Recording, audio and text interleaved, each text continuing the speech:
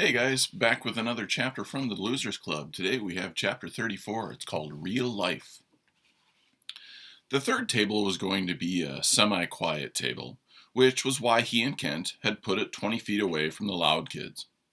Alex still had mixed feelings about having so many kids in the club, but at least now they could spread out. There were 6 kids in the chatty table at the moment. They had gotten more focused on actually reading since Mrs. Case had stepped in to help, but she only stopped to talk with them once or twice a week. And unless she happened to be right there with them, noise. Happy, mostly productive noise, but still noise. Which was the main reason Lily had switched back to the quiet table as soon as the group had finished with Sarah Plain and Tall. Once the third table was in place, and all the kids were getting themselves sorted out, Alec took his regular spot at the table in the corner. He was getting close to the end of a new book, or rather, a book that was new to him. It was one of his mom's old paperbacks, Julie of the Wolves. The main character was an Eskimo girl who had run away from her village. The book reminded him of Hatchet, except the main character started out much more tuned into nature than Brian had been. And the way this girl had to learn how to live with the wolves reminded Alec of Call of the Wild. His mom really wanted him to read this book, and he liked it pretty much.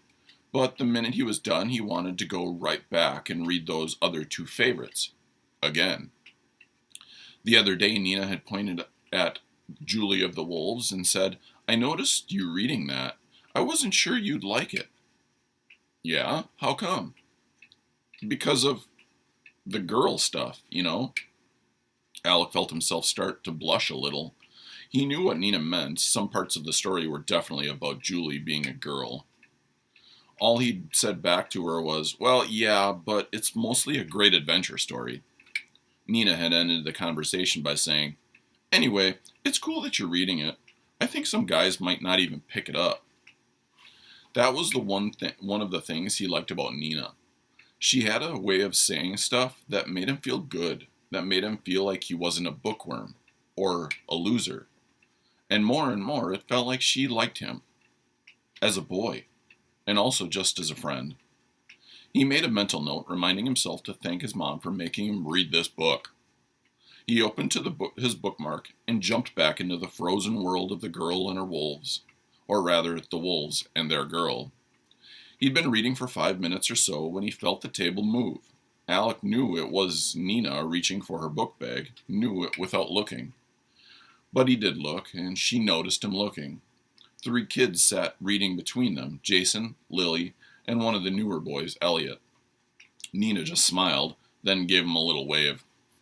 Alex smiled and waved back, and during that simple action he was seized by an overpowering feeling, a sudden tightness in his chest that flooded his mind with a wish. With all his heart he wanted to freeze this exact moment and always remember it. The way he felt so connected and separate, and happy and sad, and smart and stupid, all at the same time.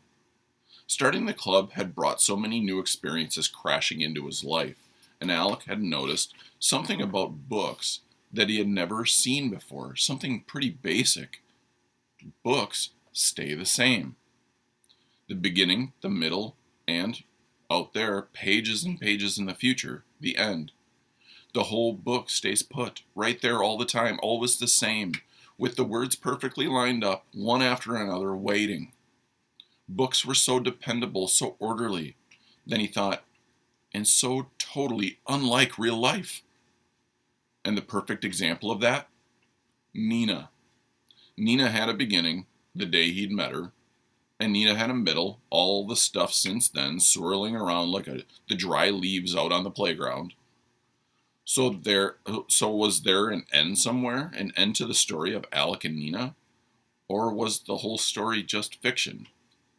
Real life is so messy. That's what Alec said to himself, and instantly a question formed. But if the messiness makes me feel like this, then it's worth it, right?